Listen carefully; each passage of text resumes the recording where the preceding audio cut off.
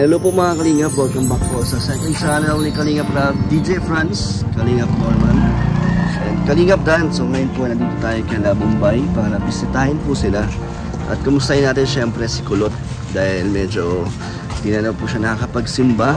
Kaya kumustahin natin kung kamusta na po sila dito. Shout out! First time dito. Hello po. First time mo dito? First time ko din dito pala sa lugar nila Bombay, nila Kulot. First time mo rin ba? First time ko. Grabe si DJ Franz, first time lang pala. And ngayon sinundo natin si Kulot sa kanyang school. Ito na pala siya. Kamusta ka na? Kami natin interview. Tara na po. May dala tayong bigas galing kay Kalingap Rab. At syempre meron tayong allowance na iaabot sa kanila. Ito pala si Bombay oh. Biglang dumadating sa likod oh. Saan galing Bombay? Hindi na ka sumulpot dito ah. Ganda ng buhok mo Bombay ah. Ako naman siya may ano. Ay, papasok natin si Franz. May dalang bigas. Ganda nga po Bombay, yung may bigas po dito. Bombay. Pasok ka Bombay. Pasok kami ha. Pasok na kayo, pasok na po kayo. Pasok tayo. Ito pala. Ang bahay, napakalinis talaga. Siglinis dito, Kulot. Yung bunso po, nagbigay Ah, isang bahay, no? First time dito ni DJ Franz at ni Norman. Bombay, kilala mo to sila? Kilala mo? Pakilala ka. Norman, pakilala ka kay Bombay, di ka kilala. Bombay, kilala mo Bombay? Mr. Suave. Oh. Mr. Suave. Buti, oy, nakakiti. Baka magsilo sa atin si Lolo, ha? Kaya mo si Lolo? Joseph Lolo. Hindi daw niya. Ikaw. Ang kilala niya po Si Oya. Ako, Bumyang yan eh. Upo po kayo. So, sinong ano dito? Tao dito? Kulot. Si yung bunso lang po, si Rizzo. Ah, saan sila ate mo? Si Ate Madeline po, wala na nasa trabaho. Si ate siya naman po, nasa Alaweho na po Bagayon. Doon siya nakatira? Nabibisita lang po dito. Ah, doon sa, ano, sa asawa niya? Apa. Tuwing kailan na siya umuwi dito? Ano po, ano po, kapag kanya rin po, ng parang, di ba po, masakit. Naway po siya dito para magbigay po ng pera. Kanya rin po, mabayad ng kuryente. Ah, si ate mo? Suportado po man din po, kahit po. Anong pinagkakunan niya ng ano? Ng pera? Sa vlog din po. Ah, sa pag-vlog. Tuloy-tuloy pa rin yung pag-vlog niya. So, kada sahod niya sa YouTube, pumupunta siya dito para mag-suporta. Doon yung, ano, doon yung kayo kumukuha ng mga panggastos niyo kay ate mo? Opo, tsaka po kay Papa. Pero ngayon po, ano po, at mahirap. Kaya po, at hindi na po baga nagtatrabaho simula nung na-hospital po. Oo nga, kamusta na sa papa mo? Okay man na po, nakakagala-gala naman. Ah, nakalabas naman na ng hospital. Eh, nasa siya ngayon sa papa mo? Nasa labas po, Okay naman na. opo, okay man. Kamusta? Nag-ano po, nagme-maintenance po ng gamot. Hindi siyang gamot. Naalagaan mo? Sino nagbabantay sa ano, sa papa niyo? Hindi na Ano ano? po, kadalasan po kasi wala kasi natitira lang man po dito. Kasi siyempre po nasa school po kami. Yung bunso po ma-school ng maaga, tapos ako po. Tapos si Bombay po, ano po, ang kasama lang yun si Papa. Sino nagbabantay kay Bombay? Si Papa po. Si papa mo Pag nasa din. labas si Papa, nasa labas din siya. Bombay po ka! Dito ka ba yun? Kumain ka na, Bombay? Kumain ka na? Hindi pa? Ako, kakalimutan na. May dala kami isang sakong bigas oh, galing kay Kuya Rab mo. Ako, kakalimutan na yun sa Hindi ka pa nag-aalmusal? Anong oras na? Alas 4 na? kakalimutan ng gamot. Uminom ka na? Kumain ka na para makainom kang gamot. Mga niya ako kakalimutan nabi sa ko ay ate ka ito. Pag umaga ko lang daw umain. Eh, ba't di ka pa kumakain? Almusal. Ba't di ka pa kumakain? Hapon na. Ba't di ba siya kumakain? Kulot? Hindi ko lang po alam. Di po kasi ako mag-hapon po kasi ako sa school ay. Yeah, Bombay. Kamusta ang buhay niyo dito, Bernadette? Kamusta ang buhay niyo? Okay man po. Kaso ano po, problema lang po talaga sa financial. Financial, no? Eh, si Ate Madeline mo, anong balita? Si Nasaan na? Ate Madeline naman po, ano po siya baga, nag-work po siya ng, ano po, umaga, 9 po, 9, tapos mauwi po yung gabi. Dito din siya umuwi, Opo. dito pa din. Tapos ano po, nag-aaral po ng Sabado. Sabado na lang siya pumapasok. Ano ba trabaho ni Ate Madeline? Ano po, sales lady po. Saan? Sa HP po baga dito sa Maynila. Ah, so ang pasok niya, ano, 12 hours? Opo. 8 lang, ay 12 ba? 8 lang po ata. 8 hours lang. So ano siya doon, whole day. Tapos pasok niya 5 araw sa isang linggo. Opo. Ay, 6 na araw po kasi. 6 na araw. Kasi po, pagkalinggo po, mga trabaho po. Ang day off lang po kasi doon isa. Yun yung pagpasok niya sa school. Grabe yung sipag ni Ate Madeline mo ah. So lahat kayo na itutulong-tulong dito. Okay. Kamusta naman si Bombay? Di naman na ina-atake ng ng sakit niya. Paminsan-minsan po siya. Dahil kamusta naman pag-school mo? Okay lang po. Nakakapag-focus ka pa naman.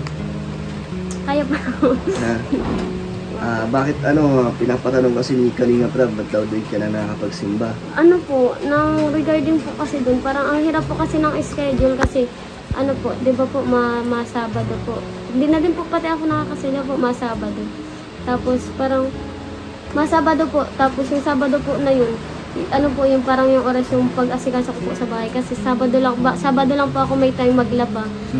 Maglaba ng mga labahan namin po. Tapos ano po, doon po sa Sabado na yun, doon ko din po ginagawa yung mga activities. Yun po, may mga activities, may mga assignment po sa school. Tapos pagkalinggo naman po, hindi din po at nakukuha po ng oras ng minsan po, hindi man po baga may iwasan may practice.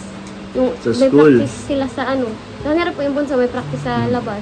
Tapos walang maiwan kay Bombay talaga. Tapos si Papa naman po nung mga panahon nun may trabaho pa kaya po talaga nang naiipit po yung oras ko kaya hindi pa ako nakakapagsimba. So sobrang busy mo na. Di ka Pinalo up na din nakakapagsimba. po ako dito ng mga ka-churchmate ko. Pinapasimba ako nung nakaraan. Kaso si Papa man po baga na-confine nun kaya hindi din po ako Kaya nga si Kalinga Prab ay pinapunta kami dito para kamustahin ka nga kasi syempre taga mo daw din nakakapagsimba. Di ka nila nakakapag-practice. Siya po. Kaya nga, pero namimiss mo magsimba. Wala lang talagang oras. Wala lang. Masyadong gipit na. Gipit na po sa oras. Hindi po tulad nung dati ay free po ako kahit anong oras. Ngayon ay marami ka nang ginagawa sa school tapos gawain bahay pa. Babantay ka rin ba ng anak ni ate mo? Si ate siya, hindi man po pag nandito lang po. Pero Nandito lang. hindi man po siya araw-araw nandito. Kamusta naman ang baby ni ate mo? Okay, makulit na po, 2 taon na. Bilis, no? Pero buti ay patuloy ang suporta nila ni ate mo, no? Bukod doon si Ate Madeline mo ay tumutulong din sa financial niya. Opo, pag may trabaho po yun, minsan pag nasahod na po at kinsinas po kasama. Madala po yun ang bigas tapos yun. Madeline. Apo. So hindi kayo pinapabayaan ng mga ate niyo. Bubay! Kaya ka pa nakatayo. Kasi matinitig na mo dyan. Ha? Gusto ka na ba? Kilala mo ako? Kilala mo ako? Sino? Sino ko? Kilala? Ha? Sino? Hindi ka daw po niya kilala. Si Kuya Dan baga. Kuya din yan, Kalinga Prab. Si Kuya Rab? Naniniwala ka ako si Kuya Rab? Ha? Sino kilala mo? Si Kalingap Edu, kilala mo? Kilala mo si Edu? Hindi na tayo natatandaan ni Bombay. DJ Franz, first time mo dito, hindi mo kilala sila Madeline? Ngayon lang din, napapanood ko lang din sila. Interview mo si Bombay, kamustahin mo? Bombay, hindi mo na kami maalala. Kumbaga kasi mo si Kuya Jason mo, si Binti Boy. Nagpahit pa nga. Kilala ko mo, si Bente Boy, Mayroon akong 20 dito, kaso barya na. Naging barya. Si Binti Boy. Yan, si yan. Dati si si Uyang. Naglaki na. Gwapo na si Uyang. Gwapo na nakapit. Binataan na si Oyang. O, lapitan mo, Norman. Ano ba, Kapal ito. Si Bombay yan. Ay, Bombay ang si Uyang. Grabe, napakalambot ng mga kamay mo. Ilaw na kahapon ng mga ganito mga kamay. Tanong mo ba't malambot? Patanong ko na kamay. Kaya wala, si Bente Boy to? Lagi ba ako napunta dito dati? Wala daw katunayan, wala daw 20. Wala daw 20. 20. Barya na yung mga nandito. 20. Yung 20 ah. Ganito pala yung ano nila dito. Malinis, no? Malinis. Malaga. Kahit na sila lang dito yung nandito sa... Sila lang magkakapatid. Nagtutulungan sila, lalo na si Bombay. Napakasipag siguro nito ni Bombay kasi siya naiiwan dito. Ano ba ginagawa mo dito, Bombay, pag naiiwan ka? Saan ka lagi pumupunta? Di ba lagi ka lumalabas? Hindi. Pag minsan ganito ang ramdam kong gusto ko napapalayas man lang din ako. Nalayo sa ako yung ano ako. Paano yung ngayon tag-ulan? Lakas ng ulan, oh. Oo, hindi ka makalayas ngayon. Dito ka lang dapat lagi. Pag wala sila ate mo, mamaya mawala ka. Inaatake pa rin ba siya? Kahit nasa labas siya? Okay. Kahit po nakainom siya ng gamot kapag kapag atikihin at aatakihin po dito. Paano, di ka siyang nanghimatay, gano'n? Hindi, yung Hindi po, hindi naman po. Pero po hindi na po tulad nung dati na ang tagal po bagang Ngayon mabilis na lang. Epilepsy. epilepsy. Maganda yung ate ko. Epilepsy. Kumusta kanina naitanong na ni Kalingap doon sa pag-aaral mo. Kumusta ba? Medyo mahirap yung mga ngayon, mga ginagawa sa school. Opo, kasi po pag-graduating po. Graduating ka na. Ang dami pong mga activities, may research. Dala po ang defense namin sa entry po, tapos sa PR. Pero okay naman, nakakasabay ka naman sa mga klase mo. Mahirap lang po talagang, mahirap lang po at sabay-sabay po nabigay ng activities, tapos sabay-sabay din po ang deadline. Ganyan talaga, Spring po ang ginagawa. ganyan talaga yung kapag graduating at maraming mga kailangan i-comply, ganyan. Hanggang kailan pa yung nyo ngayon? Yung First quarter po. ano pa lang ngayon, simula pa lang ba? Na-exam na po kami ngayon. And Grabe, lakas ng ulan dito, no? Kaya medyo maingay yung natin. Yung background, wala tayong mic. Buti walang tumutulo dito sa bahay niyo, kulot. Diba, meron po dito, tapos natagas po yung tubig dito sa dito po, kasi gawa po dun sa screen door. Pumapasok yung tubig dito sa loob? may tubig na din pala nito.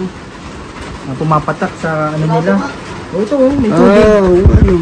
Kaya pala kanina pa si Bombay dito Pinupunasan niya. mga Pero yung kisame niyo, parang no? Gawa din po inuulan. Nung nabibitak-bitak na. Dahil sa ulan din.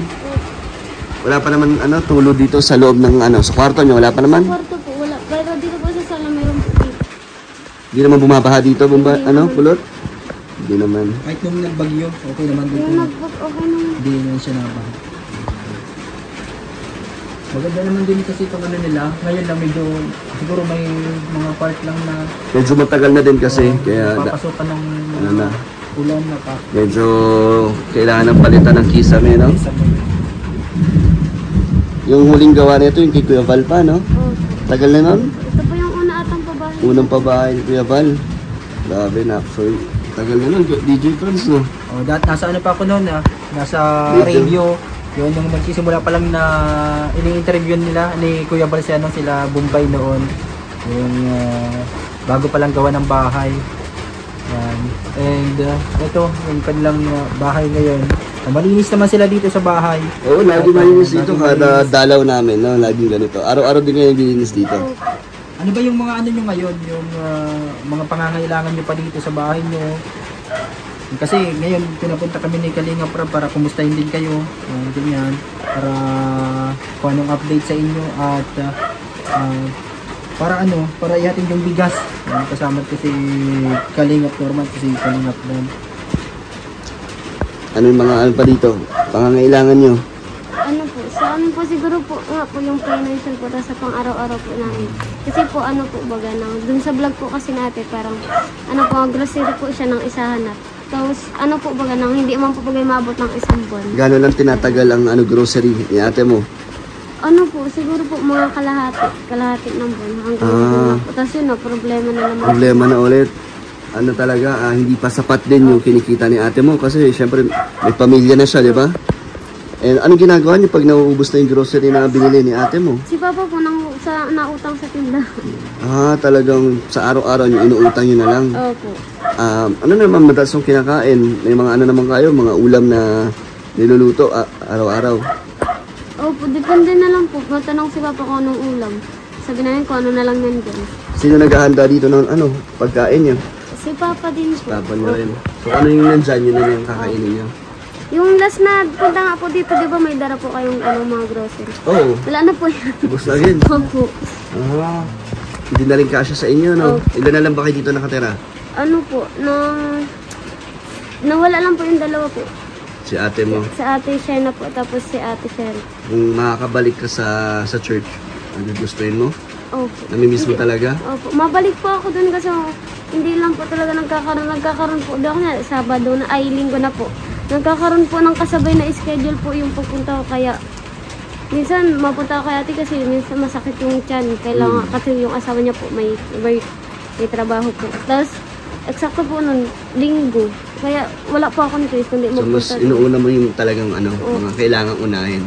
Ilang linggo ka na bang di nakakapagsimba? Isang buwan na Isang po. buwan na rin. Tagal na, kaya pala hinahanap ka na. Paano yung ano niyan sa music team? Sinong pumalit Hindi. sa'yo? Marami pong bagong dancer din. Dami naman. Hindi nga po ako nakapagpaalam dun sa leader ng music team at biglaan din po. Pero ano naman, di ka naman tinatamad na bumalik sa church. Di naman. Sadyang ano lang, yung oras lang talaga. Si Ate Madeline mo, di na rin nakapagsimba kasi wala na rin oras, no? Katulad po ngayon, ang ano po kasi namin, ang may research po kami, magawa po kami ng Saturday. Tapos may presentation po kami ng sayaw sa school, ang practice po, ng Linggo po. Tapos yun ang sabi ko, hindi ako pwede ng Linggo kasi kailangan ko po magpunta nga ng church. Sacrifice na lang sa Ang busy na niya, no? Ni Kulot. Actually, lahat naman kayo din busy, no? May kanya-kanya kayong mga ginagawa din. Ano na lang libre mong oras niya? Ano lang ginagawa mo? wala na po. Wala Kasi, na talaga? kasi pag naggabi po, pag gabi naman po, tinatapos ko yung mga activities na, pinapauwi ng kitchen. Ang dami po, sunod-sunod. Hindi ka naman nagkukulang sa sa tulog. Sa tulog naman po, hindi. Kapag inaantok ako, yaman. Sa pangangatawan mo, wala naman? Okay naman? Nagpayat nga po ako. Hindi naman nagkakasakit? Hindi naman. Parang pumayat ka. Puyat? Hindi po. Siguro Kulang sa pahinga. Opo. Tapos, Tapos late kumain. Kumain, hindi ka na rin nakakain ng tama sa oras. Kasi inuuna mo talaga mag-aral. Doon sa Kulot, sa YouTube ni ate mo, gano'n na siya kadalas nakakapag-upload? Kay ate po, hindi ko po alam kasi hindi na po baga kami nakakatulong sa pag-vlog dun. Kasi Ano na lang ang binablog niya? hindi ko na din po alam kasi hindi naman po ako madalas mag-YouTube at nakapokus na po sa ACADS. Talagang nag-focus ka sa pag-aaral. Pero maganda yan focus ka sa pag-aaral. Pero huwag mo pabayaan yung sarili mo. Siyempre, ikaw din isa sa mga nag-aalaga at nag-aasikaso dito sa bahay niyo, di ba? Pero buti si ate mo hindi niya sinusukuan ng kanyang YouTube. Talagang buwan-buwan may income. Nakasuporta naman din sa kanyang anak. May trabaho naman yung asawa ni ate mo. Meron naman. Di pa man po nanganganak si ate. Hindi pa. Hindi pa ba? Hindi pa po. Po? October. Malapit na. So naghahanda na siya. Ready na si ate mo? Ewan ko po. Siguro naman po. Yung isa mong inaalagaan is anak ng isa mong ate. Opo, si Onyok po. Si Onyok. And ngayon, pag lumabas na yung anak ni ate, Sheena mo, may bago ka ng alagaan. Excited ka naman sa bagong pamangkin mo. Ano daw sabi, babae, lalaki? Hindi ko lang po alam, pero po nagpa-ultra na po. Hindi mo pa alam. Masyado nang busy si Kulot. Hindi niya na alam yung mga nangyayari sa paligid niya. Sobrang dedicated niya sa pag-aaral. Maganda yan kasi lalo na graduating niya siya ngayon. Mas pagbutihan niya pa. Kasi para din sa kanila yan, pag nakapagtapos siya sa pag-aaral, sipagan lang at mas lalo pang pagbutihan. Wag susuko. Kaka-college ka na pala, anong kunin mong course? Na education po. Edo ka pala So mag-teacher ni Kulot. Meron tayong pasalubong dala galing kay Kalinga Prab, Norman. Yes. Nandito yung merong pinapabigay si Kalinga Prab na pang-allowance niya dito kasabay ng ng bigas. Meron dito 3,000 pesos para sa inyo ito ni kakabatid, para sa inyo ito. 1, 2, 3. Salamat. Pinapabigay ni Kalinga Prab. Salamat po Kuya Rob dito sa sa allowance po na ibinigay niyo po sa amin. Malaking tulong na po. Salamat po kasi di niyo po kami sinasawaan magbalik po. Dito niyo pa lang po, nagdito na naman kayo para magbigay po sa amin ng tulong. Salamat. Siyempre nag-aalasay si Kalingap Rab kasi hindi ka na nakapagsimba, hindi ka niya nakikita. Di ba yun na lang yung araw na magkikita kayo kada linggo. So, ayun. Kaya, pinakamusta ka niya sa amin.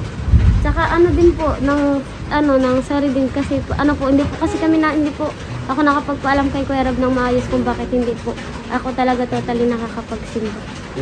Wala po kami nung, ano po baga ng usap kung bakit po. Parang private na po. Basta na lang po na hindi na ako nagsimba. Dahil lang hindi ka nakakapunta. Siyempre madami yung naghahanap sa'yo. Yung mga churchmate mo, di ba? So, wag sila mag-alala. Ano naman, nasa maayos ka ng mga kalagayan. Sadyang busy lang si Kulot. Ano Bombay? Alis na kami. Kaya nga pa tahimik. Ba't ang tahimik mo na ngayon? Dati madaldal ka. Hindi ka lang si Norman, naging tahimik. Oo nga. Ay, si Norman lang pala ang dahilan para tumahimik si Ha? Nakadaan na siya kanina eh. Sa inyo yan, allowance niya yan dito sa bahay niyo. Bigay ni Kuya Rab. Ang sabi mo kay Kuya Rab? Ang gusto mo sabihin kay Kuya Rab? Maraming salamat. Thank you. Love you. Wow! Ano sabi mo? Love you? Kanino? Kanino? Norman? Norman, love you. Oo! Puso. Oh, puso daw. Puso. Puso tayo. Gusto mo ng puso? Oh! Okay ni Norman. Kayo ni Norman. Ganun kayo. Tayo nila. Ate tayo. Hati kayo. Tumpak tayo. Tika lang ate. Yeah. Oh. Ayos. Ayos. Wala bibitaw. Walang bitawan yan. O patagalan ha. Patagalan Sinong yan. bibitaw dyan? Oo. 20 ka. Parang pili ko si Bombay hindi talaga bibitaw. Hindi ka bibitaw. Ayaw mo Bye. bumitaw. Grabe. Ay, malalagay na ang bay. Saluhin mo Bombay. Saluhin mo. Babay ka na. Paalam ka na Bombay. Sa susunod ulit. Huwag ka na lumabas ha. Malakas ang ulan. Huwag ka lumabas at may aswang na yun. Gusto mo na iwan si Norman? Iwan namin? Gusto mo? Para maghawakan na kayo ng puso, magdamag. Oo.